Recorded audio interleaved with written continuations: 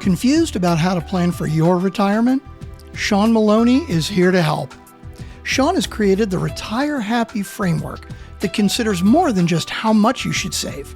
Getting information and tools to preserve your financial future is minutes away. Welcome to the Priority of Retirement with your host, Shawn Maloney.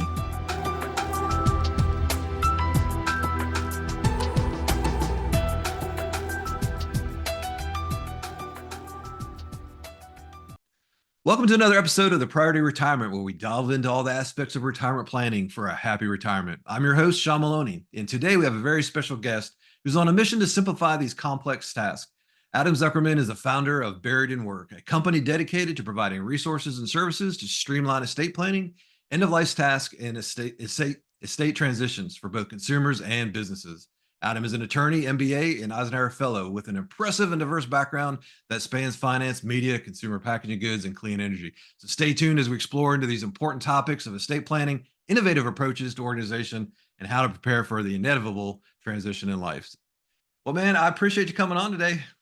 Shawn, great to be here. Thanks for having me. Yeah, my pleasure, my pleasure. We with all the retirement planning that we do, we love to work with people on a more holistic basis. Financial planning and what you want to do in retirement is obviously a big part of retirement planning, but I always feel that you don't have a real complete plan unless you have all the adjacent things looked at as well. So we try to be comprehensive in that sense. So I love having people like yourself on to talk about things like estate planning, because they're so important in the overall scheme of things, right? Yeah, that's exactly right. I mean, when people think about estate planning, typically they think of having a will or a trust. But if you're going to go a level deeper than that, you need to have all your finances in order. And if you really want to have a comprehensive estate plan, you actually have to be accounting for everything else in that bucket. Who needs to be contacted in case something happens? Who's in control in the event you can't advocate for yourself? What happens in your end of life plan after you pass away? And everything that leads up to that moment as well.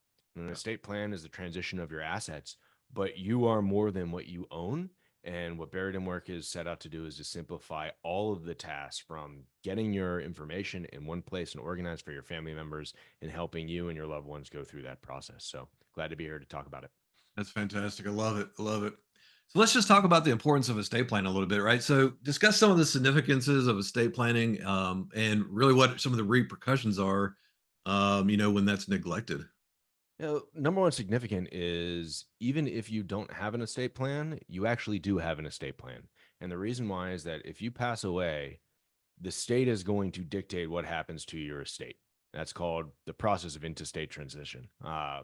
Every single state has jurisdictional guidelines, has laws and regulations in place.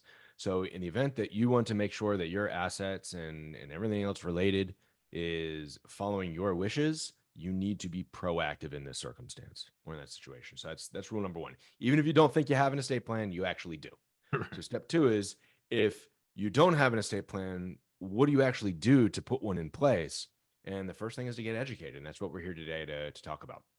Now, every single day, 10,000 Americans are turning 65, which is an astronomical number. By the end of the decade, there's going to be more people that are 65 and older than under. And the number of people 65 and older will have doubled than it is today. And we're in 2024 right now. And that means that there is an entire generation of people who, quite frankly, aren't as organized as they could be. Women are outliving their male counterparts by 5.8 years. And if you look at traditional family households, that means that there's going to be some very difficult situations popping up where people are unaware of what their finances are, how to pay bills, where quite frankly, a lot of their everyday tasks lie. They need help with it. And on the other hand, you've got people in the sandwich generation, 40, 50, 55 years old, that are now taking care of their kids, their family, themselves, and also an aging parent. So there's a significant need. So the first thing that I think that people need to do is get organized. Write down all the information that you think you need to write down on the website. You can come. We've got checklists and guides that are free that you can download. We actually have a free estate planning worksheet that'll get your most critical information in one place. And from there, that's when you can start expanding and making sure that all your ducks are in a row. And we can dive into that in a bit. I love it. Love it. Especially the organization standpoint. We work with a lot of people that, you accumulate funds your whole life, and then they get to retirement and they Okay, now what do I do, and what are the next steps? And that's the first part of that as well, as organization, taking inventory of where you're at and where you need to go. And estate planning, is no different. You have to have the information in front of you so you can lay out the plans. That's so important, so important. That, that's exactly right. Otherwise, what you're doing is you're just throwing stuff against the wall and hope it sticks. Right. But the reality is that by leveraging the help of a service provider that's an expert like you guys are, Veritum Work is, and others, you're going to find yourself in a much better position. Right. One example that I like to draw on is I was talking with an individual in Virginia. He was married, he had 2 kids, and he got divorced. And he updated his will and thought that that was enough. If he got hit by the proverbial bus, 50% of his assets would go to his one child and 50% would go to the other.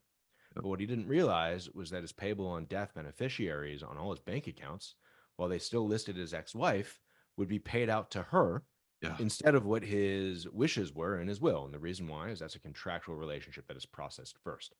Unless you are working with a seasoned, experienced professional, you probably aren't going to know those nuances, and you're not even going to know to ask about those nuances. And that's really the value that comes into play. You have to make sure that you can do a lot, do it yourself, that you at least work with someone who's an expert in the field that can say, yes, you did this right, or no, you might want to go and reconsider. Yeah, and in beneficiary forms, I see it all the time. Is that they're so forgotten, right? People like they put things in place early on in life. Life happens, right? Your life changes drastically over a number of decades, and they forget to go back and change the beneficiary forms. Yeah. And like you said, that's a contract, and that's binding. Yep, that's exactly right. People need to recognize that when you are putting these documents together, the information that you need is far more than just the number of bank accounts that you have and what the designations are. You Right. should be collecting information about your family members, including your pets, your citizenship and your identification information, your career and education history, your residential history, your email and online accounts and passwords. That's your digital, platform and your digital persona. Computers, phones, and devices. Now, it is so important to have access to the really important devices in our life. It used to be if somebody passed away, you hear go check the mail. If somebody wants you to pay them, they're going to send you a letter. But now it Right. doesn't happen anymore. So you have to get a digital legacy in check as well. You have to understand what your financial assets are, your liabilities, your business interests. That's a whole nother sidebar. If you're involved with businesses, insurance, tax returns, health and medical information, it's a complicated Well, process. And the reality is that it is difficult to get all the organization of the information that you need together in one afternoon, right. especially if you don't have a guideline of showing you how to do it. Yeah, no doubt. So with that, talk a little bit about some innovative approaches, right? What are some innovative methods for a state organization, like to help simplify some of these end of life tasks? Yeah, we've got a product called the Estate Preparation Package. It actually might be rebranded pretty soon, but as of today, it's called the Estate Preparation Package. And it is a step by step guideline in 2 different notebooks that help you organize everything you need. So, all of those topics that we just mentioned, it has fill out the blanks, digital and physical, so you can print them out or type it on the computer in a PDF. And if something happens to you, your family members will know exactly where all of your information is. So the average estate in the United States right now takes 570 hours to administer, and that's because so much of that time is going on the scavenger hunt of looking Yeah. for this information. So we've got a pretty neat product that helps you significantly reduce that time by leaving your heirs the gift of organization. We also have some card games, which are pretty neat. When I was in the hospital with my father when he passed away, one of the things that I loved was just saying, "Hey, Dad, tell us one more story about when you were a kid. Tell us one more story about this. What do you think Yeah. about that?" And we turned that into a card game with 6 categories, 126 prompts. It's called One More Story, kind of fitting to help you get that information. But then we realized, wait a minute, it's not just the connecting on the individual basis and capturing those stories before they're gone. Let's actually also create a game to help people gather this information for estate planning purposes Mm. in the event that time is short and you don't have enough time to complete one of the estate preparation packages. So there's a game that we have called Nothing Left Unsaid. 126 cards very quickly. Do you have a will? Do you have a trust? Where are they?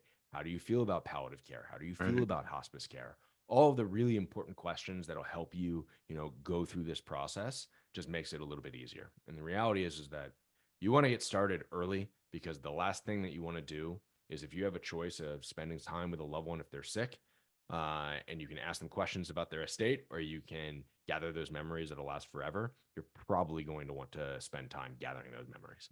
No, I love that. That's an innovative approach. That's a great idea because it's one of those topics that people might, no one really likes to think about it, but if you can make it a little more engaging and a way to go through it, I love that approach. That's a great idea.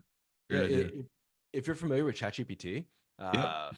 we've got a bunch of guides on the website. So if you are Christian, Hindu, Jewish, Muslim, LGBTQ plus, uh, not secular, we've got end of life and funeral guides that are pretty comprehensive. Of these are the steps that you should take at the funeral. These are the things that you need to know about honoring that. And we took those guides and made those into GPTs as well. So now you can have a conversation with the computer and say, hey, what do I need to know about this? And it's not just for you, a family member, but let's say your friend is going through something. You can Right. ask questions and then give them a bit of advice. So we're trying to meet, consumers and businesses where they are to make things a little bit easier on them. That's fantastic. I mean, as you know, I mean, it's a tough topic, and if people are, especially later on, if they're waiting till things are already developing with themselves or family or loved ones, making it easy and innovative and in a way to approach it. If you can lay things out like funeral planning and those kind of things, because people, if you've never done it before, some things happen. You're going, okay, where do I start, right? hmm hmm so And there's so many nuances in the process. Like most people think that you go into the funeral home, you pick up the casket, and the funeral home does all the work, and that's true in a lot of instances. That is that trajectory. yeah, But what most people don't realize is that you can prepay for insurance that'll pay for the funeral, that gives your loved ones the instructions of what want to happen. You can actually rent a casket because the casket goes in the ground and is buried over, covered over. A lot of people would rather have a nicer casket at the viewing or the service, and then be buried in something more simpler like a pine box, right. right? And you can actually rent caskets for that. There are so many things that most people just don't realize about the industry because they haven't thought about it at all. Right. And what we're trying to do is gather all the resources, one-stop shop. If you have questions, we've got articles, checklists, guides, video explainers, some pretty neat products that we've mentioned earlier, and a bunch of other things as well. But the number one tip is get started. Find somebody like you guys, like Shawn, Yeah. that can help you walk through and get all your financials in order. And then you take all that information, you come to us, we'll help it go into one location where your family members actually have the information that they need when they need it. Yeah, no, it's fantastic. And just like we tell people all the time, the earlier you start retirement planning, the easier it is. You can, of course, you spread it out, and it's not as intense as when you come and you have that oh crap moment when you're 60 years old and figure out, what am I going to do now? It's the same thing. I mean, and I talk to people a lot about making decisions in an emotional state, right? One, it's harder, right? And our mindset's a little bit different. Just like it with retirement planning, if we start earlier and it's not as stressful, the same thing goes. Do these things of estate planning when it's not a, I want to say burden, but when it's not an emotional strain on you and you're going through a hard time. It just makes life so much easier, and you can make better informed decisions, especially with someone like yourself guiding you through the process. Those emotional decisions sometimes can come back and bite us. That is absolutely right. You can save money, you save stress, you save time. Uh, don't wait. Yeah. 1/3 of Americans right now have a will or a trust, which means that 2/3 don't. Yep. And that is something that we really do need to change. And it's Yep. not just having a will, it's not just having a trust, it's not understanding the impact of your minimum required distributions on your 401ks, your IRAs, and whatnot. But you need to have things like advanced directives in place, and advanced directives mean different things based on where you are. Some places Sure. it's legal form, other places it's a general, umbrella term. But that's a living will that's non-binding. This is what I want to have happen. This is the legacy I want to leave behind. These are the healthcare proxies or your power of attorneys, medical, Right. financial, who can act on your behalf. It's understanding that power of attorneys, they actually end the moment you pass away. So if you're the grantor of that, you can revoke it while you're alive. But the second you pass away, if you gave your spouse or your child power of attorney, they no longer have that because your estate is now in the process of transition. Right. There are DNR orders, there's post protocol medical orders, and a whole host of other things. But if you don't get started and you don't know about these terms, you're not going to have them in time for when you actually need them. Sure. And we talk a lot about one of the things we ask people about it. Do they have an estate plan? Do they have a will? Do they have a trust? And of course, a lot of people. What I found, and maybe you see this as well, that there was pretty big misconception that, at least in Georgia, that if you have a will, you avoid probate, which isn't true, right? You still go to probate. So talk for a little bit about, we try to educate people on it, but I'd love to hear it from you, and you explain it, the differences between wills and trust. Okay. So I'm going to take a step back and actually answer that first question about if you Sure. have a will that goes probate or not. So a will is legal directions that say, this is what I want to have happen to my estate. That gets filed with the local jurisdiction that you're in, because every jurisdiction is different of how that's handled. And that will is made public. And based on those directives that is filed in your public will, your assets go through the process of probate to be distributed. And that process gives creditors the opportunity to say, hey, I'm going to raise my hand and make a claim against the estate if the estate owes me money. Mm-hmm. That process is very public. There are public listings. There are companies out there that work with other companies, and their entire job is to see and search for those filings to find out when somebody passes away. Because once the deadline passes, after probate has been started or the notification has been made in the local, paper, whatever the requirement is, they have no more claim to that money. So it's time bound. A will, by definition, then, is a public document when it is filed.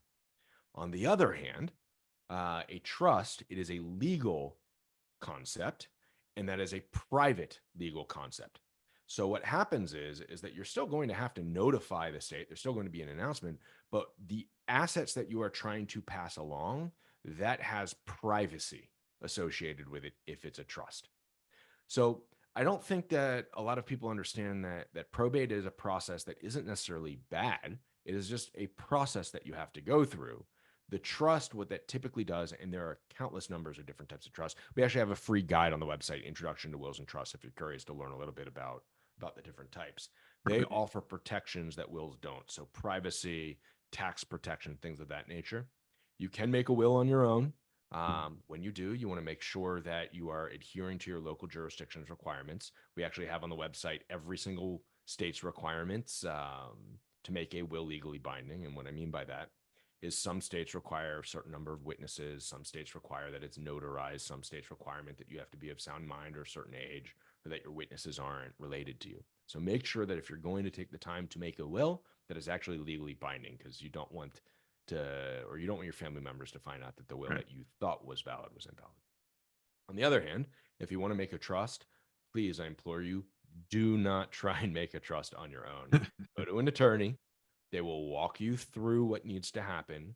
But before you do, and this is one of the reasons why we try and encourage people to get the estate preparation package, is that it asks you questions like, what would you like to have happen in the event something were to happen to you?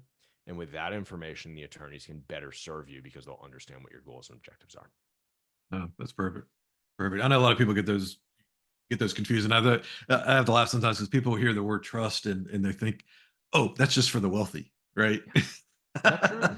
Not true. They're not expensive to set up. A very basic one. Right. It can be revocable, irrevocable. There's also something that is oftentimes created simply for privacy. It's called a pour over will into a trust. Mm-hmm. So what happens is your pour over will, as soon as you pass away, all of your assets automatically pour over into the trust, which gives you that privacy that the trust avails you. But it's a very easy situation to set up with the help of an attorney. One tip, though, that is often overlooked is that you might put a house, for example, or property into that trust. Mm-hmm. You have to make sure that you take that final step of updating the title and actually moving the title of the real property into the trust. Otherwise, things get a little bit messy. Yeah, right. Hence, you need these guidance so you don't miss those kind of steps. Exactly. But well, with the baby boomer generation now, and like you mentioned, of course, we see it all the time. 10,000 people a day return to 65. The whole, and you hear a lot about it out in the news, and of course in our industries with the wealth transfer that's going on now. In the baby boomer generation, it's such a significant thing to not only be ready, for your retirement, but this wealth transfer to your heirs and your estate, and to make it as smooth as possible, for those that you're leaving behind. I'm sure you talk to a lot of people about that as well, but I think, it's even more significant today because of the volume of people that are going into this sector, into this age. And if you really step back and think about it, the impact that could have without doing the proper planning, it just makes things a little more chaotic, right? Yeah, absolutely. So there are some people that are saying that the current wealth transfer from the baby boomer generation of millennials is the largest wealth transfer in history, upwards of $84 trillion in assets over the next 2 decades. Yeah. That is an astronomical amount of money. And if all of those assets are either going to go through probate, which is that legal process that transfers property and ownership after someone dies, right? That's also proving the will's validity and appointing the executor, yada, yada, yada. Or if all of those assets are going to go through a trust, which is that fiduciary agreement between who controls the assets and how it gets transitioned. If everything has to go through one of those two processes, it's very important that you're understanding and you're controlling that transition per your wishes. The Right. more assets you have, the more important it is to actually be proactive about it. But even if you aren't really concerned about the asset transfer, let's say you don't have a lot, let's say you don't own a house, you don't own a car, which is completely okay, and a lot of Americans don't, you still want to have documents in place that state, in the event that I'm incapacitated, I have an intubation tube in the hospital, this is what I want to have happen to me. Right. Because you don't want to have somebody, well, they may be acting in your best interest. No, keep them on the ventilator for 3.5 years because they think that that's what you wanted. You don't want that to actually take place if that's not, in fact, what you wanted. Right. So be proactive, I guess, is the takeaway. Yeah, no doubt. So we're tell us a little bit about Buried at Work, right? Some insights into you guys, your mission services, where you guys operate out of, and where you do business at. We are located right outside of Washington, D.C. in Maryland. It was a company that was founded after my father actually passed away from leukemia. Wow. And I'm an attorney, MBA, like you mentioned in the intro. And I didn't realize how complicated the entire situation would be to transition assets. And I was taking very diligent notes of everything I was doing. And when I showed my mother's financial planner what I had put together, at the end of the conversation, she effectively said, Adam, this is the most comprehensive estate transition I've ever seen in my life. And you Hmm. absolutely need to get this to other people. On the one hand, I was going, so sure, I believe you because you just want me to keep my money with you. But on the other hand, the devil and the angel on your shoulder, the Right. angel's going, Adam, this is actually pretty comprehensive. Like, give it to other people. Right. So we took some time, created a website, and made a few posts online. And we were very surprised when we had over 10,000 visits to the website in a week. Wow. And from there, it has grown significantly. We've got directories for service providers. We've got the resources that I mentioned earlier. We've got products that are releasing on a very regular basis now. We're working with businesses that want to offer our products to their customers or to their employees as HR benefits. We're working with service providers. There's a few tax prep companies that are buying these for all of their employees, the estate preparation packages. Individuals are buying them for themselves and their kids, because the reality is that if you are 18 years or older, you should have the basics of an estate plan in place. And then every single life event, whether you get married, you buy a house, you get a new job, you have a kid, you should be looking at your estate plan, and it evolves with you over time. Right. And effectively what we're doing is trying to simplify estate planning and end of life tasks for everybody. One of our most popular checklists, which is unfortunate in some ways, is what to do after somebody dies. 56 steps of these are the specific things. And our goal is pretty simple, just making it easier on other people. Yeah, I love it. I love it. Yeah. Well, I appreciate you coming on. Guys, we're here to help you out through figuring out how to use your money to retirement, but you got a plan for what you want to leave behind as well. Make sure that's efficient. Make sure you have a solid plan in place. Check them out on their website. They'll be at buriedinwork.com. Their links and what I'll be in our show notes. So Adam, we really appreciate you jumping on today and talk to us. Leave us with one parting thought, one parting tip or thought that you would want to leave the listeners with. Oh gosh. I think the one thing is come find us at buriedinwork.com. There you go. If you have any questions, we are here to help. And we make resources for people too. One example is somebody called us up and said, I'm in the hospital right now. My mom hit her head and I'm listening to people have a conversation next to me. And they're saying they don't know how to contact companies, specifically Amazon, to shut down an account for somebody.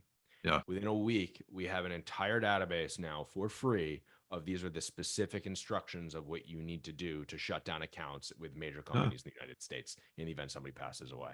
If you have a problem, if it's not on the website, let us know, because if you're having that problem, other people are also, and we want to see if we can do something to make that a little bit easier for you. So That's fantastic. You see, that's a great example of the little things that people don't think about, right? I love it because that just makes that hard time of life a little bit easier for, for those in the family. So that is fantastic. Well, guys, it's been another episode of the Priority Retirement. Here's to aligning your future. Adam, thanks again for being on. We'll talk to everybody next time. Y'all take care. Thanks for listening to The Priority of Retirement with Shawn Maloney. If you enjoyed the show, check out our reviews on Apple Podcasts, Spotify, or wherever you get your podcasts. For more free resources to help with your retirement journey, go to retirewisepro.com or check the link in the show notes. You can also download a free copy of Shawn's book, The Priority of Retirement, or reach out to discuss working with him directly at retirewisepro.com. Thanks for listening. Insurance products offered through the insurance business RetireWise LLC. RetireWise LLC is also an investment advisory practice that offers products and services through AE Wealth Management LLC, AEWM, a registered investment advisor. AEWM does not offer insurance products. The insurance products offered by RetireWise LLC are not subject to investment advisor requirements. Investing involves risk, including the potential loss of principal. Any references to protection, safety, or lifetime income generally refer to fixed insurance products, never securities or investments. Insurance guarantees are backed by the financial strength and claims-paying abilities of the insuring carrier. This podcast intended for informational purposes only. It is not intended to be used as the sole basis for financial decisions, nor should it be construed as advice designed to meet the particular needs of an individual's situation. RetireWise LLC is not permitted to offer, and no statement made during the show shall constitute tax or legal advice. Our firm is not affiliated with or endorsed by the U.S. government or any governmental agency. The information and opinions contained herein provided by third parties have been obtained from sources believed to be reliable, but accuracy and completeness cannot be guaranteed by RetireWise LLC. Guests of the Priority of Retirement are not affiliated with, nor do they endorse Shawn Maloney or RetireWise LLC.